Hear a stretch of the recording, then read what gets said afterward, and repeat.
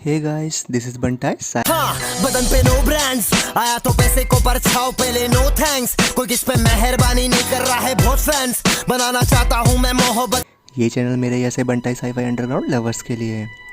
सो आज का टॉपिक है स्ट्रक्चर ऑफ अर्थ। जी हाँ, हमारी धरती यानी कि अर्थ, ये आखिर इस शेप में क्यों है? ये नेचर की वजह से है या फिर किसी चीज़ की प्लानिंग है? इसका जवाब हमें शायद साइंस ना दे पाए, लेकिन एक जगह है जहाँ इसके बारे में समझा जा सकता है, और वो जगह है धर्म।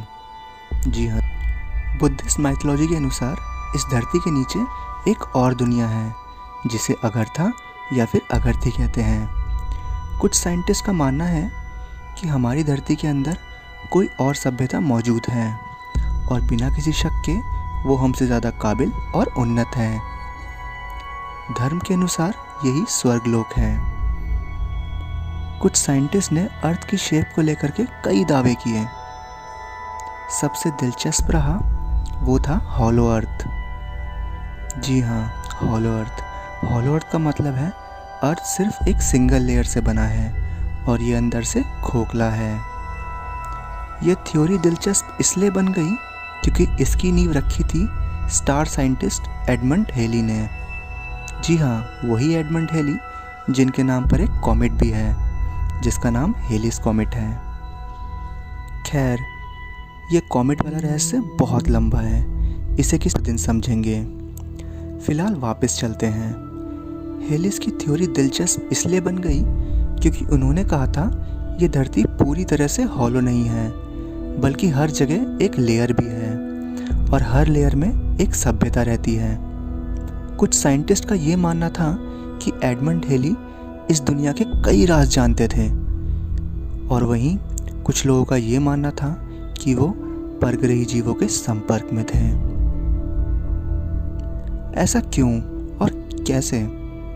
कुछ लोग कहते थे कि एलियंस हमें आसमान से हर रोज सिग्नल्स भेजते हैं जिसे हम स्टार्स कॉन्स्टेलेशन मोशन कहते हैं, और एडमंड हेली ने उन सिग्नल्स को डिकोड कर लिया था। तभी तो साल 1682 को उन्होंने पैरेलल यूनिवर्स होने की बात कह दी थी। हालांकि एडी को अगर जानना हो तो ये एपिसोड बहुत छोटा पड़ जाएगा, क्योंकि ऐसे इंसान पर कोई मूवी नहीं, एक वेब सीरीज़ बननी चाहिए। चलिए आगे चलते हैं।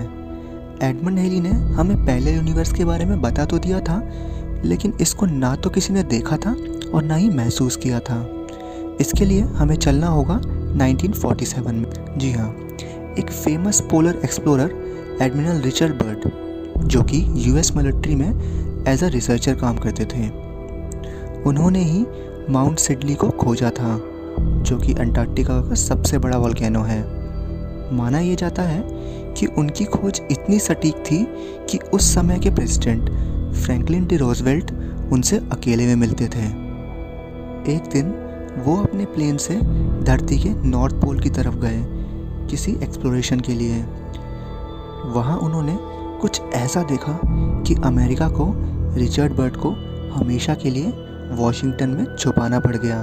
असल में जब वो नॉर्थ पोल की तरफ जा रहे थे तभी उनका कांटेक्ट अपनी टीम से टूट गया, जिसके बाद उनका प्लेन अपनी मर्जी से चलने लग गया।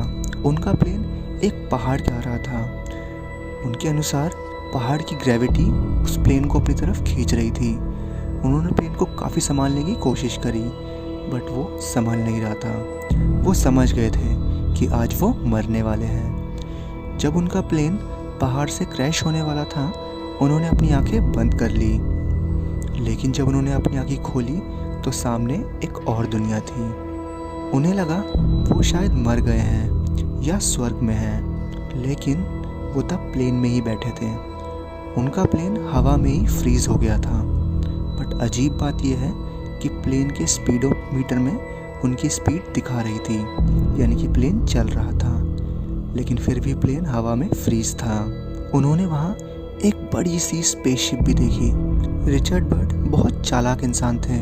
वो जानते थे कि अगर शायद वो आज बच गए तो उनकी बात पर कोई यकीन करेगा। इसीलिए अपने प्लेन पे लगे हुए कैमरा से उन्होंने वहाँ की फ़ोटो खींचना स्टार्ट कर दिया।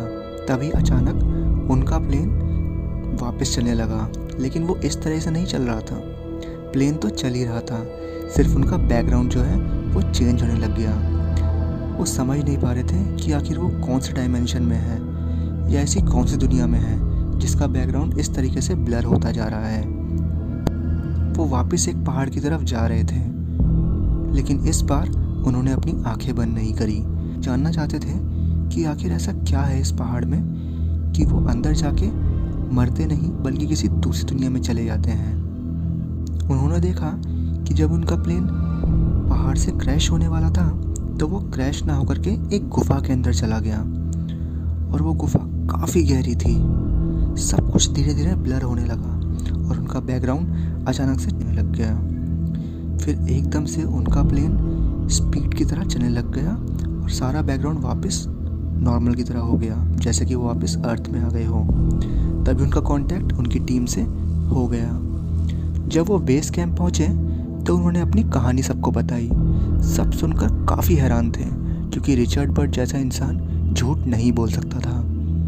और जब रिचर्ड बर्ड ने ये भी शिकायत की कि उनका प्लेन 15 से 20 मिनट के लिए गायब हुआ, तो किसी ने रेस्क्यू टीम को क्यों अवेयर नहीं करा, क्यों वहाँ पे कोई रेस्क्यू टीम उनको देखने नहीं आई।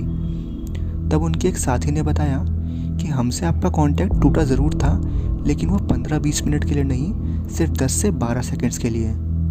रिचर्ड बर्ड समझ गए थे कि वो एक पैरेलल यूनिवर्स में चले गए थे, जहाँ पे टाइम का कॉन्सेप्ट बिल्कुल अलग है। ये बात जब फैली तो अमेरिका ने रिचर्ड बर्ड को वॉशिंगटन में एक सेफ हमेशा रहने को बोला, ताकि ये बातें कभी भी पूरी दुनिया के सामने ना आ पाए। लेकिन किस्मत को कुछ और ही मंजूर था।